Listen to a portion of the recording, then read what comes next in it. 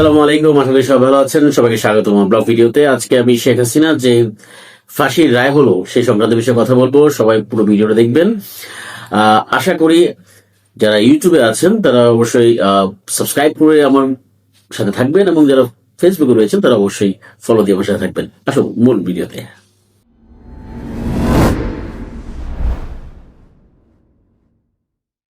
বহু কাঙ্ক্ষিত একটি রায় হয়েছে বাংলাদেশের ইতিহাসে। একদম সদ্য যেই ঘটনাগুলো ঘটেছে, বাংলাদেশে হত্যাকাণ্ড হয়েছে, 1400+ যে মানুষ মারা গিয়েছে, সেই মানুষের যে আশা আকাঙ্ক্ষা ছিল এই দিনটি ঘিরে। কারণ যারা তার ভাইকে হারিয়েছে, যার বোনকে হারিয়েছে, বাবাকে হারিয়েছে, মাকে হারিয়েছে, ছোট বাচ্চা সন্তানকে হারিয়েছে, তারা এই বেদনা বুঝতে পারে যে এই রায় তাদের মনের মধ্যে কি শান্তি জুগিয়েছে। কারণ বাংলাদেশের ইতিহাসে এমন সব বিচার আমরা দেখেছি যেগুলো বানানো বিচার আমরা দেখেছি, সন্দেহ করে, বা আমি শুনেছি, আমি দেখেছি, এমন সাক্ষ্য প্রমাণের মাধ্যমে বাংলাদেশে বিচার হয়েছে, ফাঁসি হয়েছে।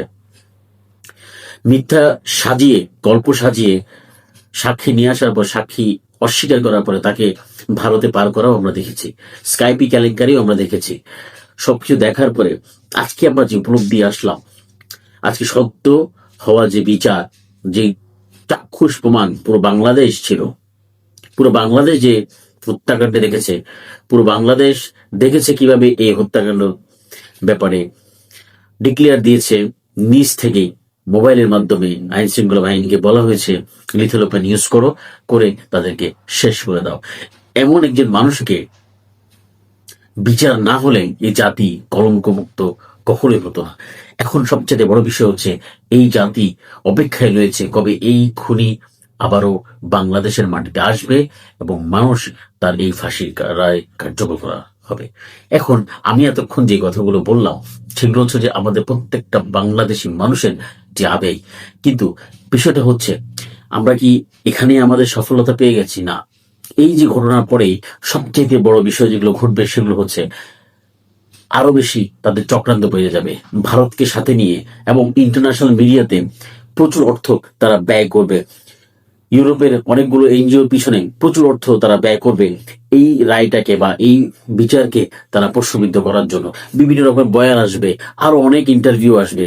শুধু অপেক্ষা করেন, এই ইন্টারভিউগুলোর মাধ্যমে বোঝানোর চেষ্টা করবে যে হাসিনার যে বিচার হয়েছে সেটা রং বিচার হয়েছে। আপনারা শুধু অপেক্ষা করেন। তবে এটাকে আমরা ভয় পাওয়ার কিছু নেই। আমাদের বাংলাদেশে বিচার ব্যবস্থা রয়েছে। আমরা এখন যে বাংলাদেশের বিচার ব্যবস্থা, অবশ্যই আস্থা রয়েছে আমাদের। এবং এই যে বিচার, যে প্রুফ, সবকিছু প্রুফ কিন্তু রয়েছে আমাদের কাছে যে আমরা বাংলাদেশি হিসাবে যে বিচার আমাদের বিচারালয় বিচার করেছে সেটা পূর্ণ আস্থা আমরা রেখেছি, এবং জনগণই তাই চেয়েছে। তো সেই ষড়যন্ত্র যেন কোনোভাবে সফল না হয় আমাদেরকে অবশ্যই মাথায় রাখতে হবে।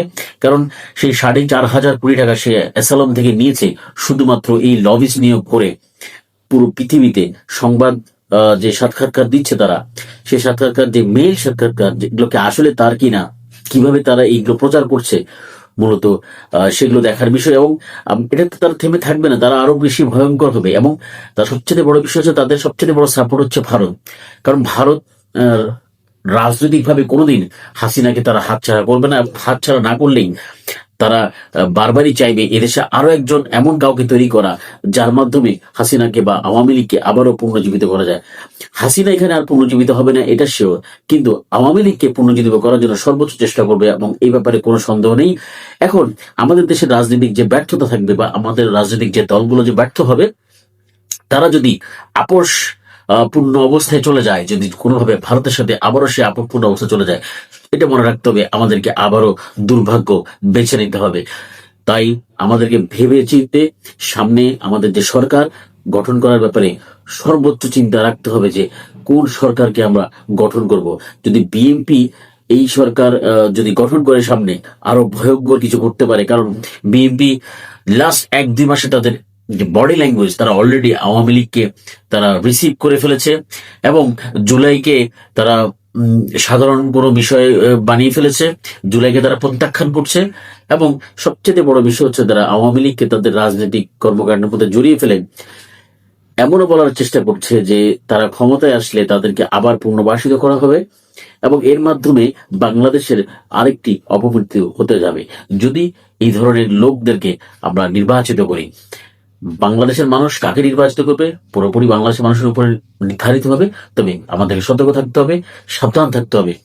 ভবিষ্যতে এই হাসিনার যে ফাঁসির রায় কার্যকর করার জন্য কোন দলকে আমরা নির্বাচিত করব, তাহলেই ভবিষ্যতে আমাদের বাংলাদেশ মাথা উঁচু করে দাঁড়াতে পারবে। এমন কোন দলকে নয় যে দল এখনই তাদের পক্ষপাতিত্ব এবং জুলাইকে অস্বীকার করা শুরু করেছে। আশা করি আপনারা বুঝতে পেরেছেন কি করতে হবে, সেটা আমাদের সাধারণ জনগণ সাধারণ মাথায় বলতে পারে। আমি গ্রামে গঞ্জে অনেক যাওয়া হয় আমার কাজ করার ক্ষেত্রে, আমি দেখতে পেয়েছি একদম সাধারণ মানুষ যদি আমি জিজ্ঞাসা করি আপনি কাকে ভোট দিবেন, অ্যাটলিস্ট এটা শুনি যে ধানের শেষে আমরা যারা ভোট দিব না। তবে এটা যে আসল ফলাফল এটা বলা মুশকিল, কারণ আমি কিছু মুষ্টিমেয় জায়গায় গিয়েছি, বাংলাদেশের অন্যান্য প্ল্যাটফর্ম কিন্তু রয়েছে, সেটা আমাদেরকে বুঝতে হবে। তো আমি একটি আমার পার্সোনাল এক্সপিরিয়েন্স থেকে আপনার সাথে এই বিষয়টা শেয়ার করলাম। আশা করি আপনারাও বিষয়গুলো অবজার্ভ করবেন। যারা বাংলাদেশের পক্ষে আছেন অবশ্যই বাংলাদেশ নিয়ে চিন্তা করেন, তারা ভেবে চিন্তে সামনে হাসিনার রায়কে কার্যকরের জন্য কোন দল সবচেয়ে বেশি ইম্পর্টেন্ট সেটা আপনাদেরকে বেছে নিতে হবে। ভালো থাকবেন, সুস্থ থাকবেন। আসসালামু আলাইকুম।